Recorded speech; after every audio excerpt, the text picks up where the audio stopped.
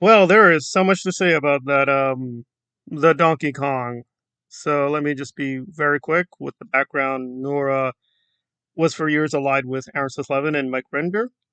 She fell out against Rinder, sided with Aaron, but then Aaron and her had a big breakup last year. It was very melodramatic.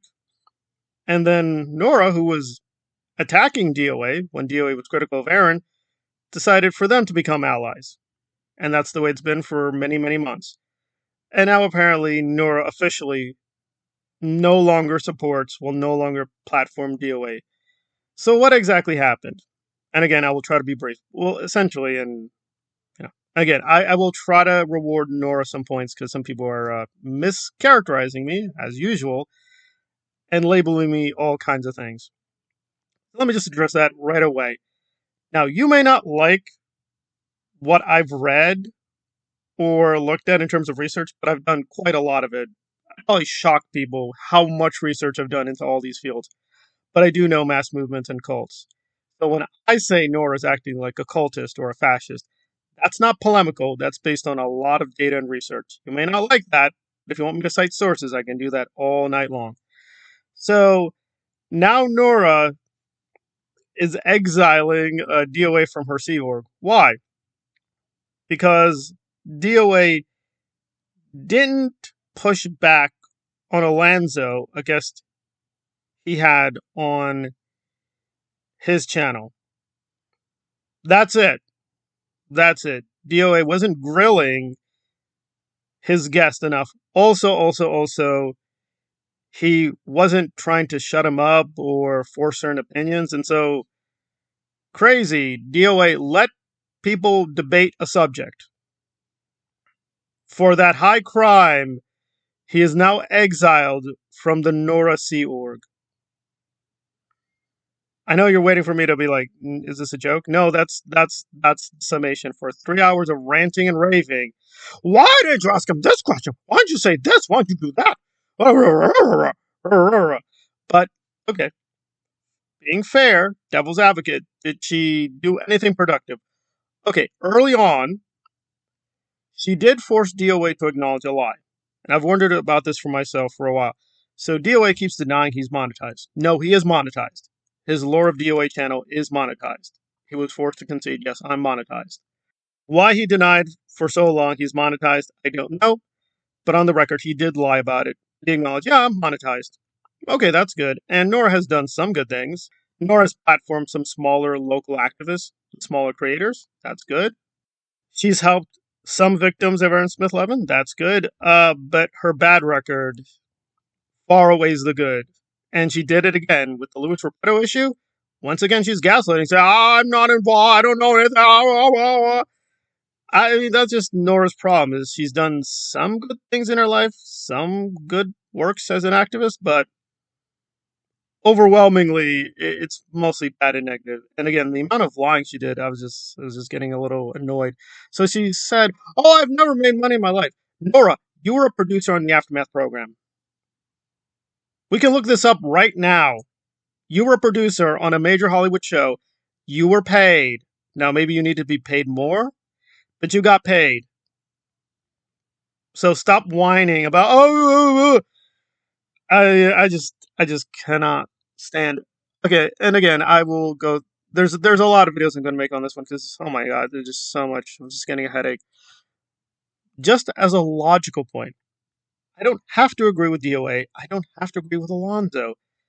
It's just the principle of letting an argument go where you want the argument to go. Period. DOA is not agreeing with Alonzo. He was just curious. Saying, okay, you're saying you might derive some benefits from Scientology. Okay, I'm curious. Why do you think this? That's it. Nowhere was DOA promoting Hubbard or promoting Miscavige or promoting Scientology. It's just like asking a simple, stupid question. And let's be very clear, DOA's record is bad. He's a grifter, he's a liar. He has many female victims, which Alonzo is not talking about. So there's things to fault on both sides. However, that is not what he did. He just let it be a question because Alonzo does bring up a solid point, namely, well, if child auditing is so bad, where are the court cases to verify this? And that's true. The legal record here is very small. Apparently, the Wallersheim case touched upon this, and the court ruled against him. So that's where we are. In terms of the auditing and the courts, they're very much ignoring the issue. So that's where we are. So if they can cite actual precedent, some actual legal statutes, we might be able to go someplace. But they never do. There's a lot of clamoring and yammering and yelling, Nimkus this, Nimkus that. So what? Doesn't mean anything. And Nora kept saying, what has he done in all these years? Okay, well, apparently she's revising her history again. She's been an activist since 2003? Is that what you said? Okay, so she's had over 20 years of activism. She thinks everything in Scientology, it's all bad, illegal, wrong, abusive. Okay, has she managed to lobby a single law and put that in place? No. But she's also saying it's so clear, I don't even have to explain how it's abusive. Okay, that's amazing. Where are we going to go now? She doesn't explain. So what was this pity party about? Oh, Alonzo's bad because he's not crying enough about her RPF experience. No, that's not true either. Alonzo does acknowledge, yeah, you suffered a lot. Okay. But he's asking some difficult, harsh questions, namely, you crying about yourself in the Sea Org, is that going to end Scientology? No. Is that going to end Scientology's tax exemption? No. So again, we're not really going anywhere. But apparently, Jerry Armstrong, a very good activist, and Alonzo will have a conversation on ending the church's tax exemption. I'm going to look forward to that. I promoted the interview that Alonzo did with Jerry.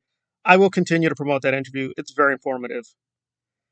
Do I think anything's going to be happening? No, I'm very pessimistic here.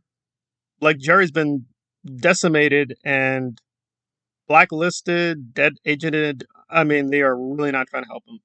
He's been trying to speak out on this issue for decades, and Scientology is very scared. I mean, they forced him into Canada, so it's very hard for him to find legal representation and move forward. So that's where we are. So he needs a lot of help. But mysteriously, a huge contingent of the ex-Scientologists are just like, Jerry? No. They say they're going to help him. They say they admire him, but they don't do anything. So, yeah, that's where we are. And again, I know because people are stupid, I don't necessarily agree with DOA or Orlando on a lot of things here, but I mean, DOA just stuck up for the principle. Let the man speak. Let his arguments be heard. If we don't agree, we move on. And that's what Nora was berating him about for hour after, oh, how could you let him on? Scott, he's dangerous. He's a predator. And then near the end of her rant, Nora conceded, oh, okay, predator may be too strong. Okay, what is the evidence that he's a predator? Oh, Marissa. Him and Marissa are getting back and forth. Okay, is that it? That's not evidence of him being a predator. You don't like the guy, that's fine, but address the issue. But Nora can't. So I was like, all right, well, that was a waste of 3 hours. But some interesting things were said. But yeah, it is mainly Nora just doing the straw man arguments and yelling a lot and badgering people and saying, that's not a cult, but from now on, I will no longer support Scottus. I will not do that. This is not a cult. You're free to go now. So she's barking orders for people to leave. No, Nora, forcing people out of a group because you can't tolerate a different point of view? Hey, cuckoo crazy. Stop being dummy. That's cultish behavior. I just want to send a message to a lot of these ex-Scientologists. Stop barking orders. Okay? Start showing some respect to other people. There are other victims of trauma here. Okay? Stop thinking you're super special or something. You're not. There are rare cases like Jerry, who we ought to respect preemptively, but he's a rare case. You're not that rare case. So, watch your mouth. If you want to join Nora's pseudo-cultish fan club, you're free to do so. But stop barking orders at the rest of us. We all need to bug Queen Nora. No, we don't. No, we don't. She's not the queen, you're not the queen, and you're not the king. Wake up. Please wake up.